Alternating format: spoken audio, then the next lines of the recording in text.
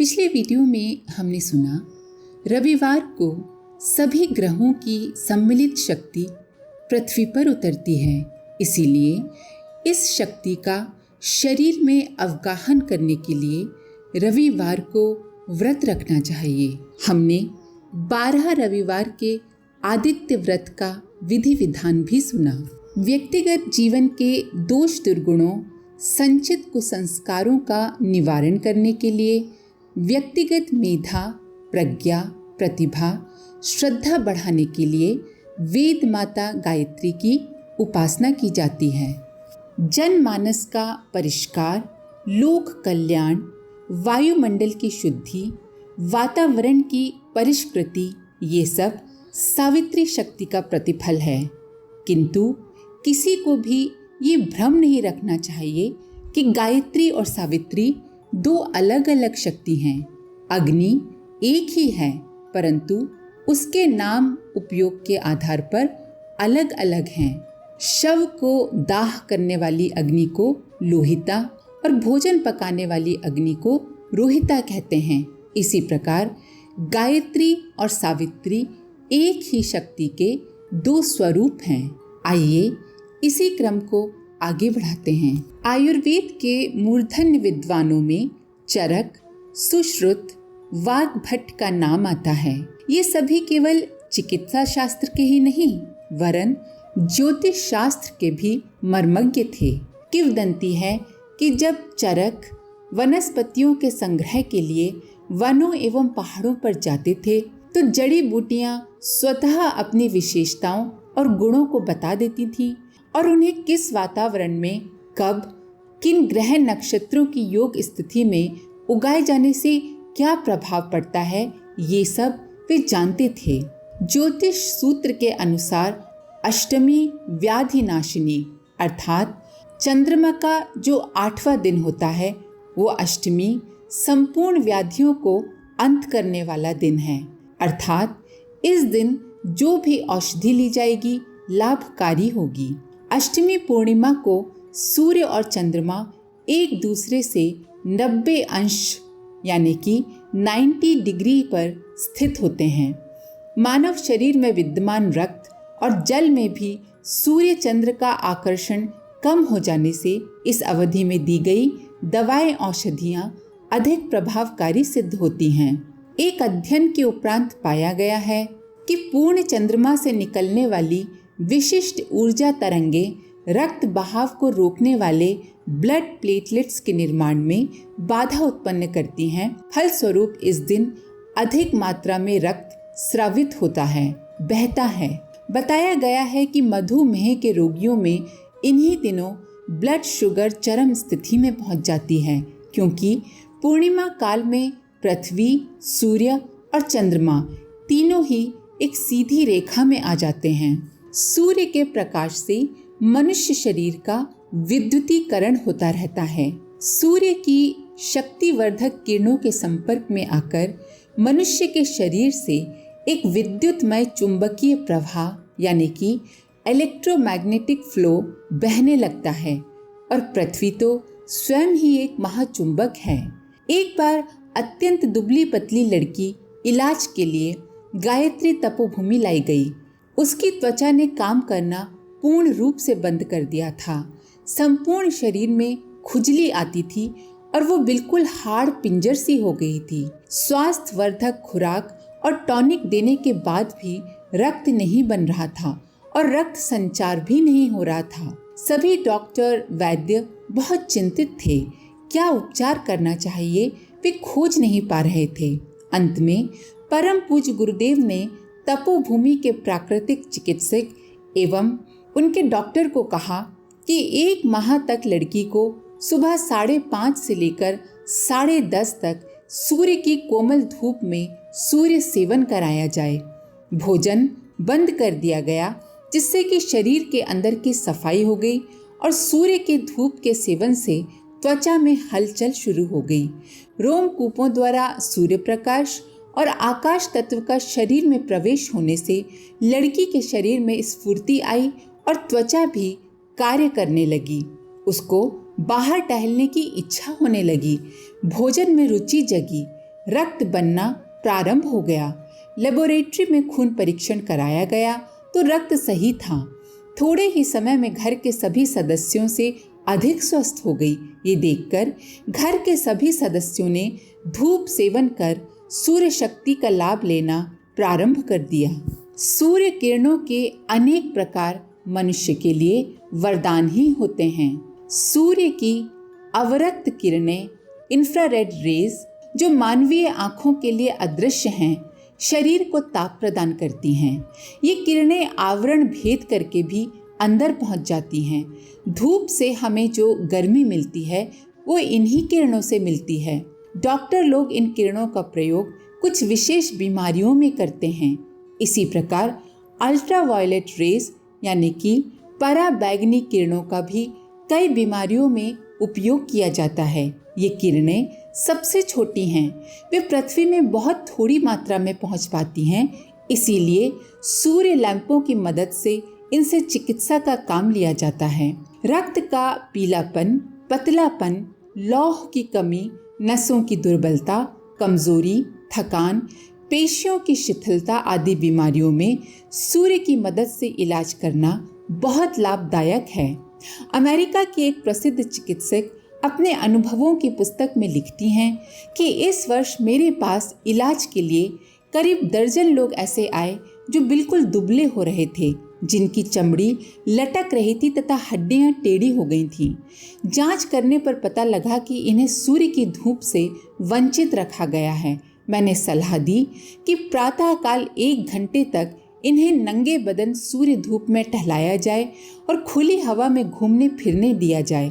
इस उपाय से उनकी तंदुरुस्ती दिन प्रतिदिन बढ़ने लगी और कुछ ही दिनों में वे बिल्कुल स्वस्थ हो गए।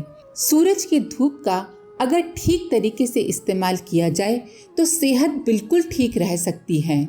रोज 15 मिनट धूप में बैठने से शरीर में विटामिन डी का उत्पादन होता है।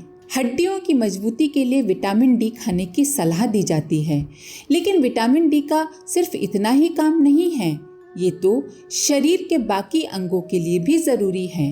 विटामिन डी प्राप्त करने का सबसे सरल और सर्वोपयोगी उपाय है मात्र 15 से 30 मिनट सूर्य की कोमल धूप में बैठना। पर ज्यादातर लोग ऐसा नहीं करते हैं। देश में 80% गर्भवती महिलाओं में विटामिन डी का स्तर कम पाया जाता है। शरीर में पर्याप्त मात्रा में विटामिन डी होने से कैंसर, हृदय रोग, डायबिटीज, हाइपरटेंशन, बोन फ्रैक्चर आदि का खतरा कम हो जाता है। महिलाओं को विटामिन डी के बारे में ज्यादा सचेत रहना चाहिए। माँ के दूध में विटामिन डी का अहम योगदान है, इसीलिए गर्भावस्था से ही बच्चे को धूप दिखाना चाहिए, यानी कि गर्भवती स्त्रियों को प्रतिदिन प्रातःकाल भगवान सूर्यदेव की किरणों में रहकर काम करना चाहिए। काम न हो तो सारे शरीर को धूप से सेकना चाहिए ताकि सहज ही धूप सेवन का लाभ मिल सके। सूर्य की धूप से अपने आप को वंचित रखने से बहनों को ऑस्टियोमैलेशिया यानी कि नरम और कमजोर हड्डियों का रोग हो जाता है। गर्भवती महिलाओं में विटामिन डी का लेवल कम होने के कारण नवजात शिशु में कई बीमारियां जैसे इन्फेक्शन, अस्थमा, सांस लेने में दिक्कत आदि हो सकती है। अगर प्रतिदिन मात्र 15 से 30 मिनट के लिए खुले बाजू और टांगों पर धूप गिरती रहे तो इतने वक्त में शरीर विटामिन डी बनाने में सक्षम है। शरीर में विटामिन डी की कमी के कारण हार्ट अटैक की आशंका भी बढ़ जाती है, क्योंकि जिन लोगों के शरीर में विटामिन डी की कमी होती है उनका ब्लड प्रेशर ज्यादा रहता है। शरीर में 10% विटामिन डी कंसंट्रेशन बढ़ने से हाइपरटेंशन की समस्या 8% कम हो सकती है। शांतिकुंज के एक कार्यकर्ता की बेटी की घटना उल्लेखनीय है। बेटी का जन्म 14 मई 2003 को हुआ था। बच्ची का जन्म 8 माह में ही हो गया था। समय से पूर्व जन्म होने के कारण बहुत ही कमजोर थी। वजन मात्र 1.5 किलो था तथा पैदा होते ही पूरा शरीर पीला हो गया था, इतना पीला कि पहनने वाले कपड़े भी पीले हो जाते थे। डॉक्टरों ने बताया कि इसे आटे की लोई बनाकर उससे शरीर की सफाई करो। आटे की लोई से सफाई करने पर लोई इतनी पीली हो जाती मानो हल्दी डाली गई हो। घर के लोग घबरा गए। शांति कुंज में डॉक्टरों को दिखाया गया। उन्होंने कहा, इसे बाल रोग विशेषज्ञ को दिखाओ। बच्ची को रामकृष्ण हॉस्पिटल में ले जाया गया। वहां पर बाल रोग विशेषज्ञ एक युवा सन्यासी डॉक्टर थे।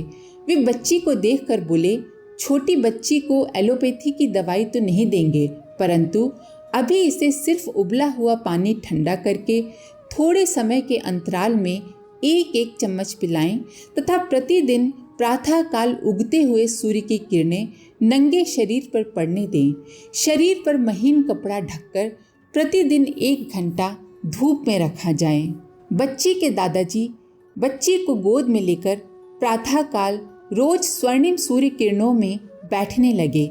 इस प्रकार सूर्य किरण चिकित्सा से बच्ची कुछ ही दिनों में पूर्ण स्वस्थ हो गई। आज भी सामान्य बच्चियों से अधिक स्वस्थ एवं मस्त है। परिवार के सभी लोग आज भी बच्ची को सूर्य पुत्री ही कहते हैं, क्योंकि वो इतनी नाजुक और दुबली थी कि उसे उठाने में डर लगता था। और आज उसकी स्थिति देखकर उन लोगों को विश्वास नहीं होता कि ये वही बच्ची है। ये सूर्य भगवान का ही प्रभाव है, जो कि बिना दवाई और गोली के ये सब हो सका। सूर्य की धूप में प्राकृतिक अवस्था में शरीर को आरोग्य शक्ति उपलब्ध होती है।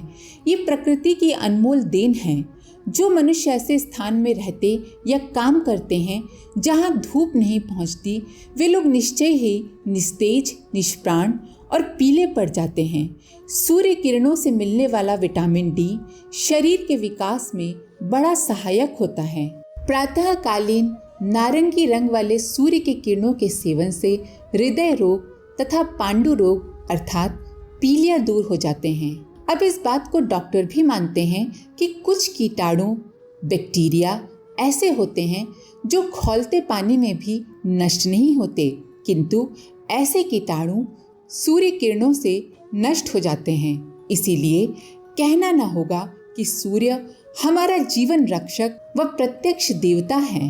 ब्रह्म मुहूर्त में विविध प्रकार की अदृश्य सूर्य किरणों में, यानी कि ऐसी किरणें जो हमें दिखाई नहीं देती, अविरक्त सूर्य किरणें यानी कि इंफ्रारेड रेज शरीर को ऊर्जा प्रदान करती हैं। ये किरणें त्वचा के आवरण को भेदकर शरीर के अंदर पहुंचती हैं। इसी प्रकार सूर्य की अल्ट्रावायलेट किरणों से भी कितने ही प्रकार के रोग दूर किए जाते हैं। अल्ट्रावायलेट किरणों का सूर्य लेंस की सहायता से उपयोग हो सकता है, क्योंकि ये अति छोटी और पतली होती हैं। सूर्य धूप के सेवन के पश्चात ठंडे पानी से स्नान करने से त्वचा के छिद्रों की पूर्ण सफाई हो जाती है।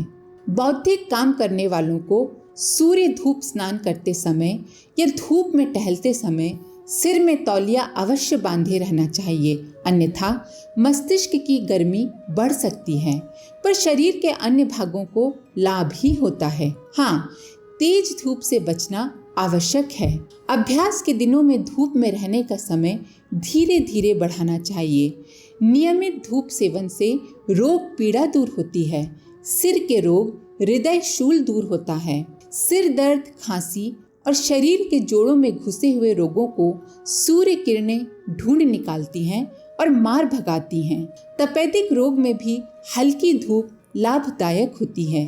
वात, पित्त और कफ को भी सूर्य किरणें दूर करती हैं।